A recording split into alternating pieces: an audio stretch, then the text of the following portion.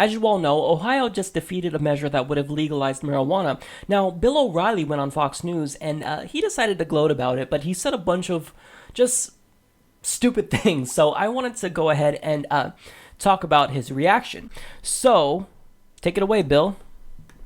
The factor tip of the day. Ohio says no to pot, and it was by a landslide.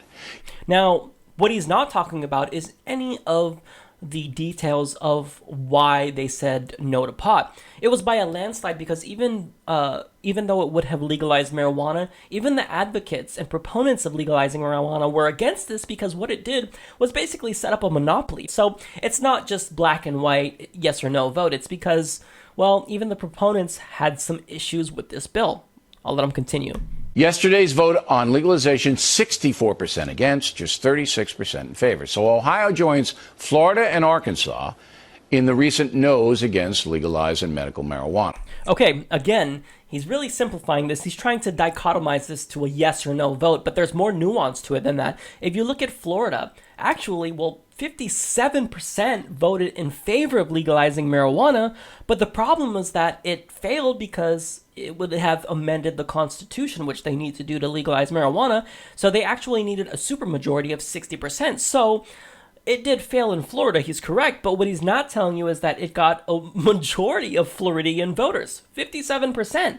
I think that most Floridians are in favor of marijuana, so again, he's really trying to make it appear as though more people hate marijuana than not, but it's not the case. I mean, 58% of the country is now in favor of legalized weed. I'll let him continue.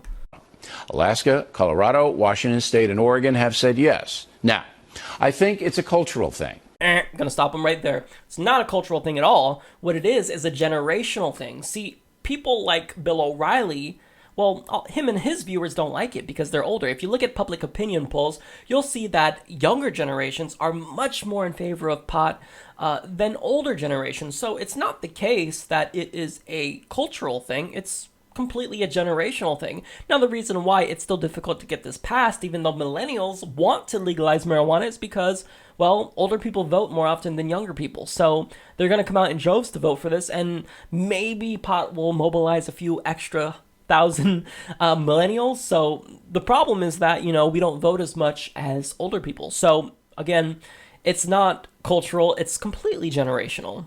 In the South and Midwest, traditional values are held in more esteem. Drug use is considered to be bad, generally speaking.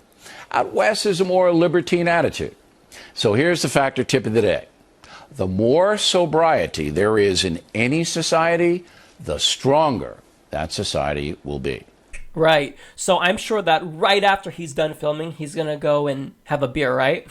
See, because sobriety is fine for Bill O'Reilly when it's the substances that he doesn't like. So when it's pot, when it's other types of drugs, such as LSD and opiates, whatever, he doesn't like those. But see, it's perfectly okay to not be sober if you're drinking alcohol, right? I think that he probably goes out and has drinks all the time. I don't think anyone's calling the legality of alcohol into question when it's a drug that is more harmful than marijuana.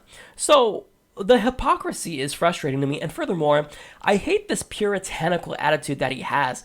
I don't smoke pot, so I'm better than you. Now look, as an individual, I don't smoke pot, but now of course I've tried it like everyone, but I don't smoke it very often just because it's my preference. But I'm not going to try to stop other people from doing it just because I don't like it. I mean, it doesn't make any sense for me to do that, because when somebody smokes pot, that doesn't affect me at all.